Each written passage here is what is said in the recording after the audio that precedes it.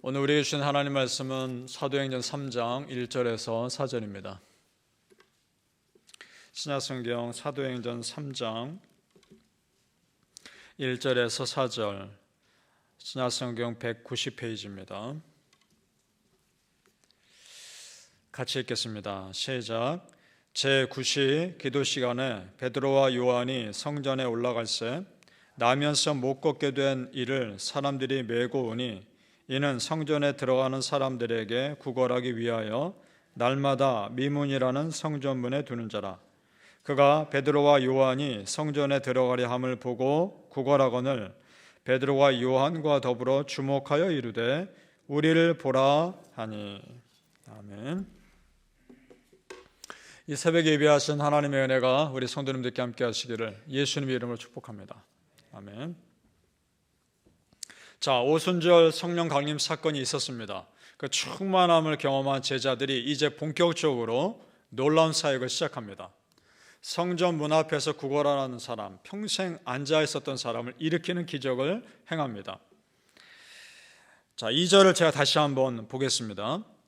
나면서 못 걷게 된 이를 사람들이 메고 오니 이는 성전에 들어가는 사람들에게 구걸하기 위하여 날마다 미문이라는 성전문에 두는 자라.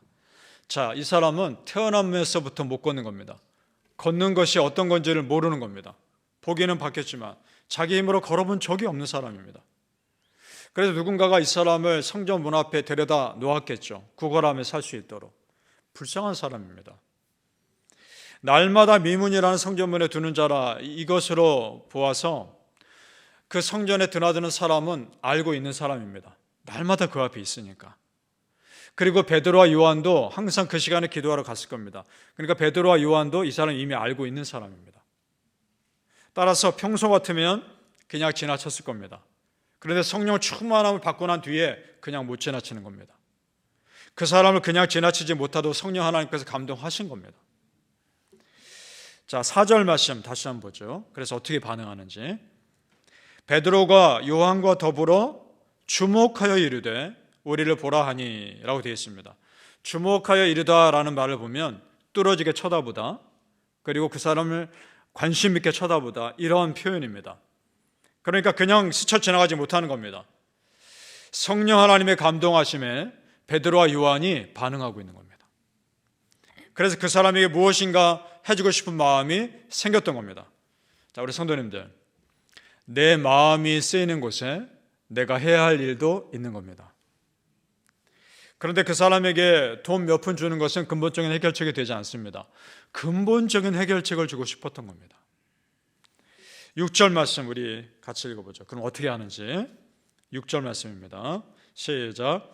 베드로가 이르되 은과 금은 내게 없거니와 내게 있는 이것을 내게 주노니 나사렛 예수 그리스도의 이름으로 일어나 걸으라 하고. 아멘. 그렇습니다. 그 사람에게 돈보다 중요한 것은, 그 본질은 일어나 걷는 겁니다. 하나님은 우리가 가지고 있는 문제의 핵심을 다루십니다. 내 문제의 핵심의 본질을 해결할 수 있는 분은 오직 하나님 한 분밖에 없습니다. 믿으십니까?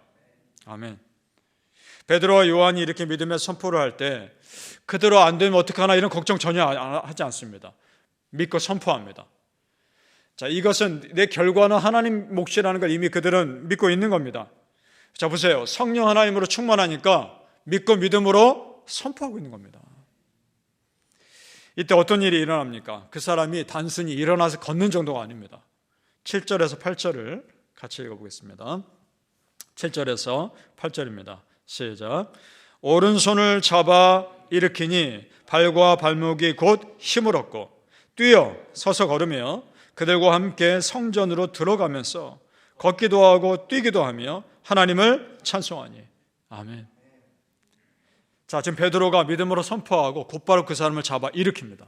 이거는 하나님이 고쳐주실 것이라는 확신 없으면 불가능한 일입니다. 그러니까 베드로도 100% 믿은 것이고 이 사람도 온전하게 믿음으로 반응하고 있는 겁니다. 평생 못 걷던 사람입니다. 성전 문 앞에서 성전 들어가는 사람 구경만 하는 사람이었습니다. 이제 그가 성전에 들어갑니다. 은혜가 열린 겁니다. 걷기만 한 것이 아니라 뛰기도 합니다. 그러니까 베드로와 이 앉아있는 사람의 두 사람의 적극적인 믿음에 하나님도 기대 이상으로 역사하셨습니다. 우리 성도님들, 내가 가지고 있는 가장 소중한 보물은 예수 이름의 권세임을 믿으시길 바랍니다. 아멘.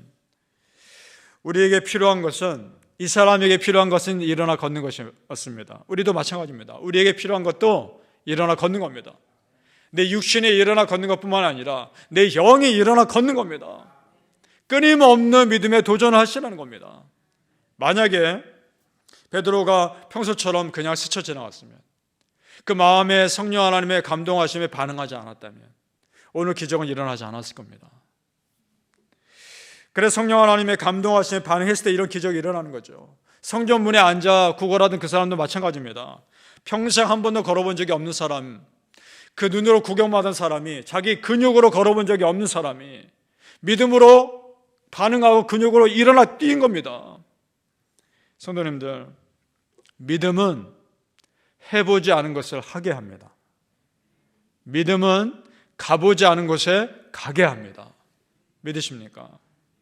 우리 아르헨티나 선교 지금 준비 중에 있는데 그런 믿음으로 동참했으면 좋겠습니다. 바라기는 성도님들, 여러분의 믿음이 여러분의 삶을 이끄시는 은혜가 있으시기를 예수님 이름으로 축복합니다. 아멘. 자, 다른 사람들은 놀란 겁니다. 평생 성전문 앞에 구걸하고 있던 사람이 뛰어 걷고 있습니다. 놀랐습니다. 그러자 이런 일을 일으킨 베드로와 요한을 우러러봅니다. 그럼 그것뿐하죠. 기적을 행했으니까. 그런데 이러한 상황은 믿는 자들에게 상당히 위험한 상황입니다. 왜냐하면 하나님의 영광을 내가 가로챌 수도 있는 일이기 때문입니다. 굉장히 조심스러운 일입니다. 그래서 12절에 베드로가 이렇게 말하는 겁니다. 12절을 보시죠. 제가 읽겠습니다. 12절. 베드로가 이것을 보고 백성에게 말하되 이스라엘 사람들아, 이 일을 왜 놀랍게 여기느냐? 우리 개인의 권능과 경건으로 이 사람을 걷게 한 것처럼 왜 우리를 주목하느냐? 그래서 이 말하고 있는 겁니다. 하나님의 영광 가로챌까 봐. 그게 두려워서.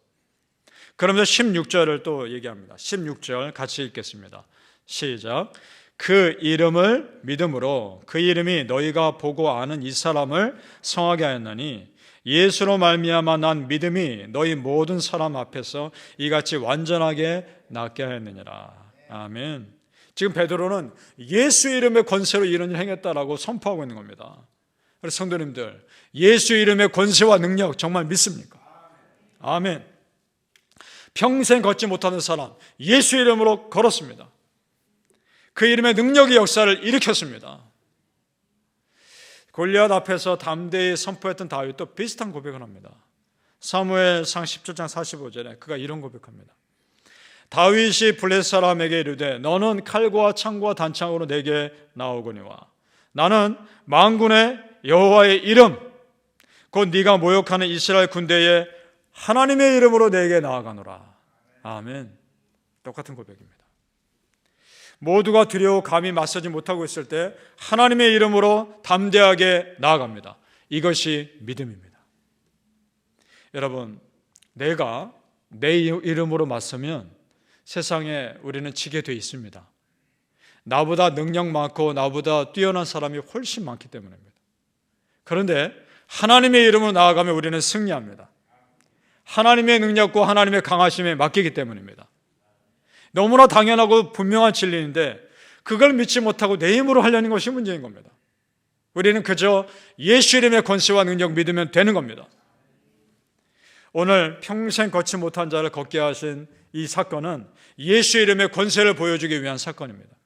베드로가 한 것은 믿음으로 선포한 것밖에 없습니다. 그런데 그 믿음으로 선포한 타이밍이 중요한 겁니다. 오순절 성령 강림의 사건을 경험한 다음입니다. 그 이전 같았으면 베드로 결코 이렇게 하지 못했을 겁니다. 성도님들, 하나님의 일은 결코 사람의 열심으로 감당할 수 없습니다. 하나님의 일은 성령 하나님으로 충만해야 감당할 수 있습니다. 그렇지 않으면 너무도 쉽게 내가 번아웃되고 업앤다운이 심해서 결코 감당할 수가 없습니다. 그만큼 영적 공격이 심하기 때문입니다. 예루살렘 교회가 폭발적으로 성장할 때 사도들이 도저히 그 일을 감당할 수 없어서 이제 일꾼을 세워야 되겠다 생각할 때 그 조건이 나옵니다. 어떤 사람을 일꾼으로 세울 것인가? 사도행전 6장 3절 4절에 이렇게 되어 있습니다. 형제들아, 너희 가운데서 성령과 지혜가 충만하여 칭찬받은 사람 7을 택하라. 우리가 이 일을 그들에게 맡기고 우리는 오로지 기도하는 일과 말씀 사역에 힘쓰리라. 자, 어떤 사람인가요? 그 조건이 성령과 지혜가 충만한 사람. 세상 스펙이 아닙니다. 성령 충만한 사람 쓴 겁니다. 하나님의 일은 이런 사람이라는 겁니다. 우리 성도님들 그런 사람 되길 축복합니다. 바라기는 성도님들, 오늘도 성령 충만하시기를 사모하시고 예수 이름의 권세로 담대히 세상 앞에 사시기를 예수님 이름으로 축복합니다. 아멘. 기도하겠습니다. 아버지 하나님, 오늘 우리에게 주신 놀라운 은혜를 기대하며 소망합니다.